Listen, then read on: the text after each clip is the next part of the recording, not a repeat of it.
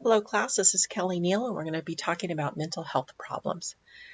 So mental health is a very common thing to happen for people, and in the United States there are over 46 million people that have mental health issues.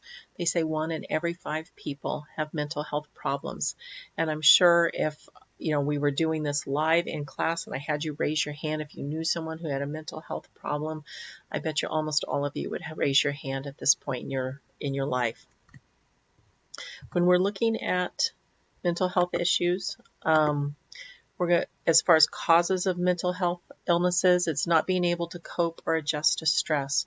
So stress is a normal part of life, and stress isn't necessarily a bad thing. You can have stress over having a baby. You can have stress over getting married. I mean, happy things that you want to happen in your life, but they still are stressors to you. So not being able to cope with those additional stresses is generally what happens when people have mental illnesses. Sometimes it can happen from chemical imbalances where you don't actually make chemicals that you need in your brain. There can be genetic factors that play a role where there's genetic problems that happen to people and they can't they have no control over it, obviously. Drug or substance abuse. We've seen a lot of mental health issues from chronic drug issues, chronic alcohol issues, and then social and cultural factors that can play a role in this as well. Our personality is a set of attitudes. It's our attitudes, our values, our behaviors, and just traits of a person in general. So Maslow, we talked about Maslow's hierarchy of needs at the beginning of this class. We talked about how Maslow said that our physical needs have to be met first for anything else to happen. So physical needs, our food, our shelter, our water have to happen. And then we need safety and security. People need to feel like they have a sense of safety, that they're going to be safe where they're at. And then comes love and belonging. They need a sense of community, a sense that they are valued and that they belong somewhere with a group. And for those things to happen, those are generally the things we tend to really focus on in a nursing home. But we need those things to happen for self-esteem to take place. And for self-esteem, if you don't have good self-esteem, then self-actualization, reaching that full potential, probably isn't going to be met. So Maslow's theory of basic needs impact personality and development. If you don't feel safe, if your basic needs are not being met, you don't have a sense of belonging or a sense of community anywhere, then self-esteem and self-actualization are going to be hard to reach. Your growth and development also are going to affect your personality development. So one of the first things we'll talk about is an anxiety disorder. And anxiety is a vague, uneasy feeling in response to stress. And it doesn't mean when you feel anxiety that you're mentally unstable or that there's something wrong with you. Everybody gets anxiety. If I said, oh, by the way, you don't pass your test today, you can't move on in the class, that's going to cause anxiety. Okay, you're going to have this awful feeling in response to that stress that I just gave you. So it is when anxiety occurs when your needs are not being met. So certain amount of anxiety is normal. It actually, feeling stress, having a little bit of anxiety, sometimes it can actually make you perform better, think clearer, study more.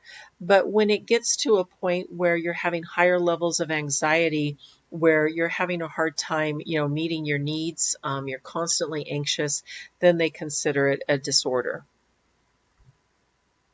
Some of the symptoms, bodily symptoms that we see from anxiety: headaches, sweating, dry mouth, tension, lightheadedness, tiredness, choking sensations, shortness of breath, chest pain, palpitations, stomach pains, butterflies in the stomach, bladder weakness, diarrhea, shakiness, pins and needles, trembling, loss of appetite or craving foods.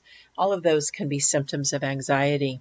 I think I might have told you guys this story, but I remember the very first time I ever had to get in front of a group to teach something, and I was so scared. I'd never been in front of a group. And they say public speaking is one of the most that it's one of the most things that cause people anxiety. But I remember I definitely felt it. So I was giving my first lecture, and I was so scared, and I felt my chest felt tight, and my stomach, I was nauseous. And I felt a little short of breath and a little lightheaded with it and a little shaky. And it was just such a horrible feeling, okay, to have that anxiety. And so having that now and then is okay. Having it on a regular basis where you're having a hard time dealing with it or getting past it or being able to move on because of it, that's when it's considered, a problem and something that we need to address. Panic disorders is the highest level of anxiety. Have you ever watched the movie High Anxiety, where he basically panics anytime he goes up? I think it was an elevator, as I recall, and he had this sense of dread and terror and a horrible fear. That is the highest level of anxiety you can reach, and it's considered being in a panic disorder. Panic attacks can last for 10 minutes or it may be longer, it may be hours. Generally, they're short and intense, where you just have this horrible feeling of dread. A phobia means an intense fear. And so intense fears can be an object, it can be a situation, it can be an activity that has little or no actual danger. So it may be something, riding in an elevator or being in an enclosed area, being afraid of spiders. It can be anything that, maybe spiders can be a potential threat, but you have an irrational fear to it where you see a spider and you literally cannot function because that anxiety level has become so intense for you. Or you're afraid of closed spaces and you have to take an elevator and you literally, have that sense of dread and panic and fear that's happening over and above just being a little uncomfortable in an elevator. That's generally what we're referring to with a phobia. An obsessive compulsive disorder is, we think of OCD as being one thing, but basically people can just have obsessions or they can just have compulsions. We generally tend to think of them together, but that is not always the case. So an obsession is a reoccurrent, unwanted thought, idea, or image. So you have this obsession that you need to get something done, or this unwanted thought that you can't get out of your mind until it's taken care of. A compulsion is repeating an act over and over again. It's a type of ritual behavior to make you feel more comfortable. And many people have those linked together, the obsession and the compulsion together. Post-traumatic stress disorder, PTSD, usually occurs after a terrifying ordeal. And so it can be something, we see this a lot of times with our military personnel when they've had flashbacks from, war situations, people that have been raped, people that have been beaten. A lot of times they will have these flashbacks where they're reliving that trauma in their thoughts or in their dreams. And usually when we're talking about post-traumatic stress disorder, the ordeal is involved physical harm or the threat of physical harm. And so it can be extremely terrifying. Usually the only way we can deal with things like phobias, anxiety, obsessive compulsive disorder, post-traumatic stress disorder, it's usually therapy. It's usually a type of therapy to help you learn how to deal with those thoughts and how to deal with those dreams and things that you're having. The term schizophrenia, literally, it technically translates to split mind. It's a severe chronic disabling brain disorder. It can involve psychoses, where the person can't tell what's real from what's unreal, a delusion, where they have a false belief, hallucinations, seeing, hearing, smelling, or feeling something that's not real. And voices tend to be one of the most common types of hallucinations that we see, where they're hearing voices. Paranoia, a disorder of the mind where they're suspicious, where they think everyone's out to get them. Delusions of grandeur, which is an exaggerated belief in one's importance, their wealth, or their power. So, delusions of false belief. Delusion of grandeur, I think I'm the Queen of England. I come to school and I'm dressed with my tiara and I'm, expecting you to bow in front of me. That would be a delusion of grandeur. Delusion of persecution, a belief that you're being mistreated, abused, or harassed when you're not. So those are typical things to see with schizophrenia. Generally with schizophrenia, it generally starts in the late teens, early 20s is generally when people start having this. And the person has severe mental impairment. They have problems relating to other people, and they may have difficulty organizing their thoughts. Their responses a lot of times are inappropriate, and communication can be disturbed. People with schizophrenia do not usually tend to be violent. Some are, but as a general rule, that's not generally something that you see with schizophrenia. There is medication to help with the schizophrenia, and usually it takes medication and therapy to assist a person with that.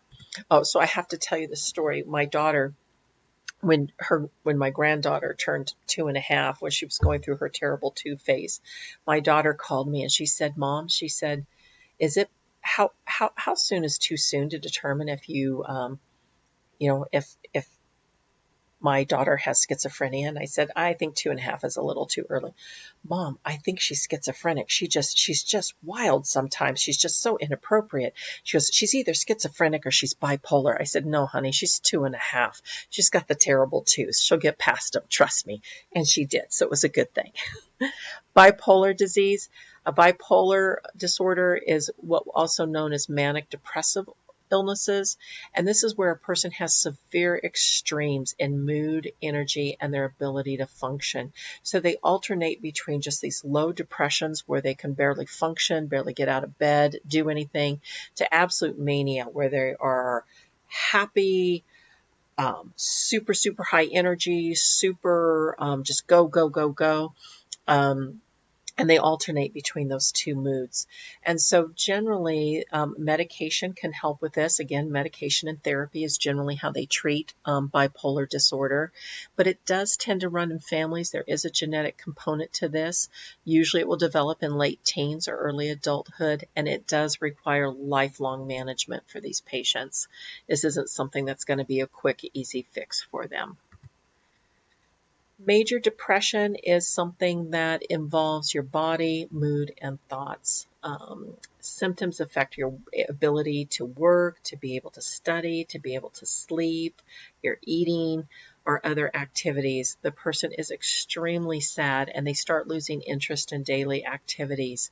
It can occur from a stressful event, a loved one that dies, loss of a job, death in the family. I mean, it can be from a stressful event. There are some physical disorders that can cause depression. And one thing that we always have to be careful with is sometimes people are just automatically diagnosed with depression, especially women, because it's more common in women than men, a lot of times because hormonal factors play a cause in it as well. So it's common in our elderly population. It's more common in women than men.